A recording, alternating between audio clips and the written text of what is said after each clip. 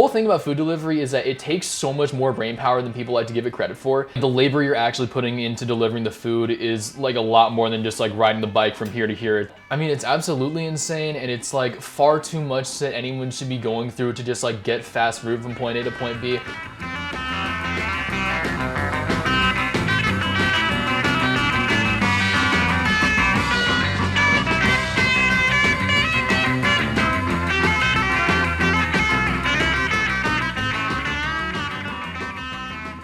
My name is Dylan, and I delivered for Postmates, DoorDash, Uber Eats, and Grubhub a little bit from November 2019 to March 2020. I did walking, regular bike, e-bike, regular skateboard, and an electric skateboard. Which one was the best? For actually getting the damn money that I'm trying to earn, electric bike, definitely. The model of bike I got was an Aero 26A, which was an older model even for that time.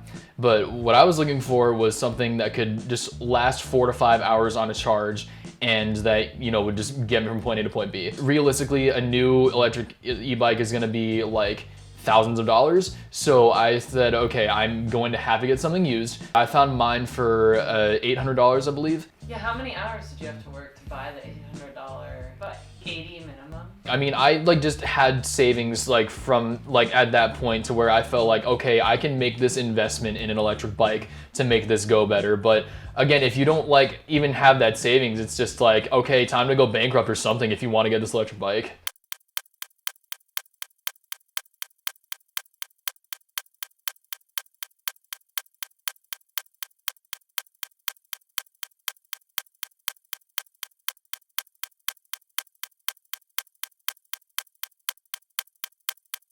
For the process of delivering an order, I'll start with the sign-in. Sign into the app, and before they actually let you clock in, you need to take a picture at that time of yourself with a mask on. Wait a few minutes depending on the day for a notification. You hear the da-na-na-na, da-na-na-na from the Uber Eats app. Like in terms of me like finding the apps like gamified, I absolutely found that. I mean, in the moment where I'm already in the position of like I have to make so much money during the day, it is kind of just like, all right, I'll just take what I can from this. It can be a little motivating and, dare I say, a little bit fun. And so it would be like, all right, I can make an extra $2 here. Like, yeah, why not? I'll do all this stuff. I'll just like play the game because I don't really have much of a choice.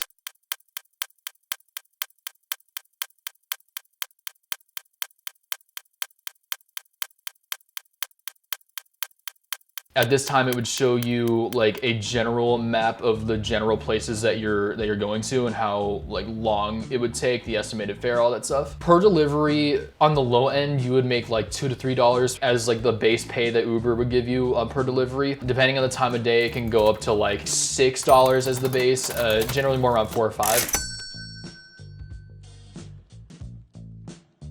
And then you would get whatever tip that the customer like pays you on top of that. I calculated my per hour pay rate all the time. I think the average, like everything together, was around like 12 to 13 an hour, which is definitely below minimum wage.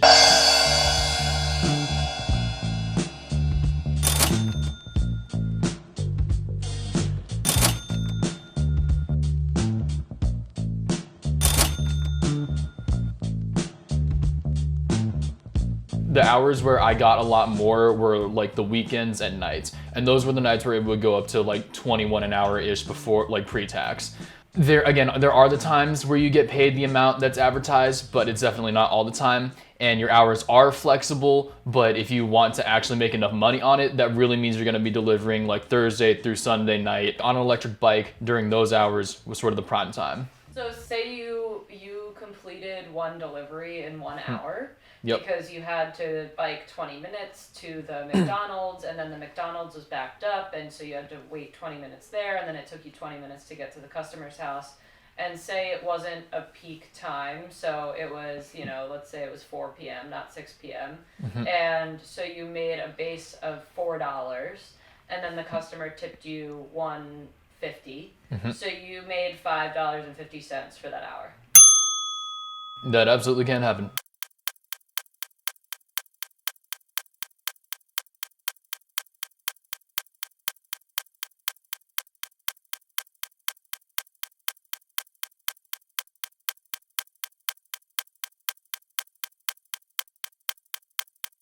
If I accepted it, it's like, all right, let me do this safely.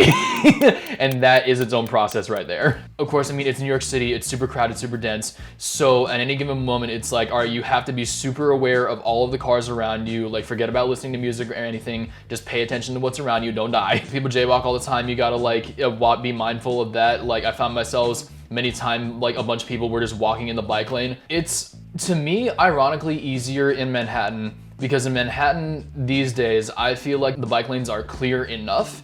It's so neatly put into a grid that you can just more easily know where you're going.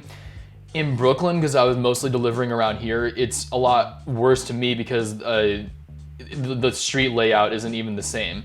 And there's a lot less bike lanes, at least at this point in time. So it's even more of like, all right, I'm just riding on like the side of the road. There's no bike lane, just on the side of the road. And I just gotta like pray that no New York City drivers gonna get mad enough at me that they wanna like swerve or just aren't paying attention or something. Correct me if I'm wrong, but I believe that it wasn't even technically legal to have an e-bike like in New York pre-pandemic.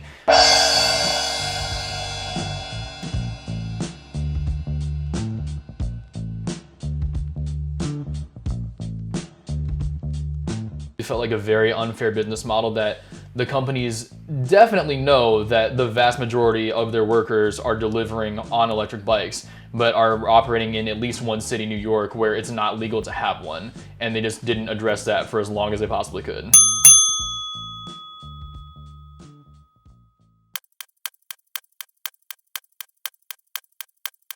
I felt like the most frequent places I went to were McDonald's and Bedside Fish Fry. So usually going to one of those two places, once I got there with the electric bike especially, I would actually take the lock and put it on the bike and all that stuff. Some people don't. I was like, I don't want to get my stuff stolen. Wait in line behind however many other food delivery people, show them the order that I had, hand me the order. And the times where it does not go well, it really does not go well. I would just call the customer and say, hey, look, I'm sorry, but there's a backup.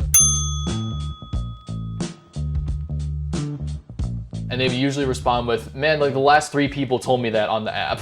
So it just became like this whole mess. The thing that sucks about being an independent contractor, again, they don't pay you by the hour, they pay you by the task. You get paid per delivery. We're all waiting in a restaurant and all competing to like get to the same one person that's giving us all the food. Like during a pandemic, it's like, that's horrible to have that many people so closely together, like yelling and breathing on each other, like very quick way to spread everything.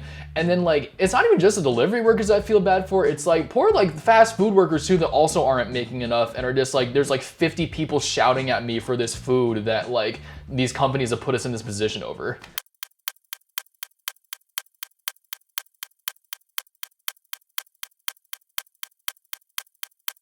I ended up getting bags that you gotta like pay them for to like, that are like backpacks to keep all the food more insulated. So I would take that off, put the bag into there. So then I would get back on the bike, go to wherever I was going to. I believe in the summer of 2020, there was a big movement, I think in California in particular, but everywhere, to like get food delivery workers to be classified as employees, not independent contractors. The food delivery companies tried to market against that by saying, oh, well, if we go that route of employees, you're gonna have like less flexible schedules and like the hours where you're gonna make like 21 an hour, it's gonna be less easy to like get to that mark of 21 an hour. I'm Amy Goodman with Juan Gonzalez. As we look now at how ride-hailing companies Uber and Lyft scored a major victory against worker rights in the election with the passage of Prop 22 in California, and how they're now pushing similar measures in other states. During the campaign to pass Prop 22, Uber and Lyft spent a record-setting $205 million. The measure will actually stop gig workers from being eligible for job protections and prevent them from accessing the benefits of being on the payroll, such as contributions for Social Security and Medicare benefits and overtime pay. The proposition was also backed by DoorDash, Instacart, and Postmates, which Uber now owns. It was also pushed by Tony West, the brother-in-law of Vice President-elect Kamala Harris, who's Uber's chief legal officer. The argument I would say is that you don't truly have flexibility anyway if you're working a food delivery app. You have to deliver during those times, and it's very easy to make below minimum wage before taxes on the food delivery apps, and then have to pay for all your bike and shit out of pocket. I mean, yeah, just like the bathroom thing, in addition to just being cruel, it was just another thing where I was like, all right, time to like unexpectedly put my smarts to use here. There aren't that many public bathrooms just available around. You really have to know and map out which area has a bathroom. Huge fucking waste of time. And again, like, time is money, even more so with a food delivery app because you are paid by the task.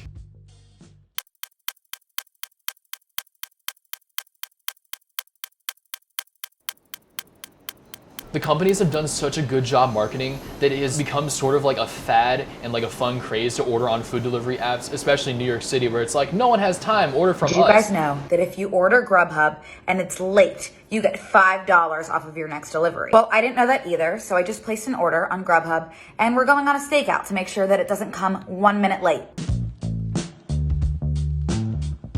I think people in general tend to just overlook workers when you're in that position of, again, just not getting paid enough, all the stuff we've already talked about.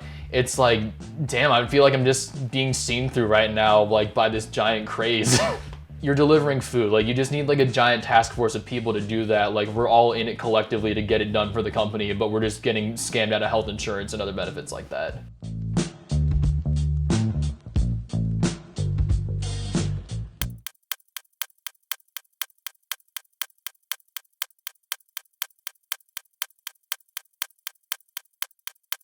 If it all went smoothly, then it's just meet the customer, say, hi, here's your food, thanks a lot, have a good day.